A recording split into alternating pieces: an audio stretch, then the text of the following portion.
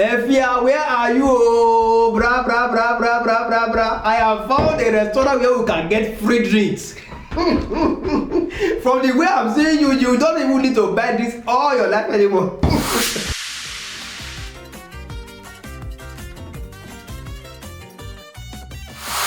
A restaurant in Australia, they have said that the bigger the bra, the more drinks you get. Which means if you have cup A, they give you 1 drink. If you have cup B, they give you 2 drinks. And I know a girl called Efia. Oh God. See, let me just tell you for this restaurant. Just make sure this is not scam. Because if I come there with Efia, please, when you are coming, make sure you come with bus. You know, don't dip in the bus. Bring it. If you see Efia breast, oh God. The day I managed to follow Efia to the market to go and check for bra size, we did not see her size. Efia, you need to use material to sew Efia bra.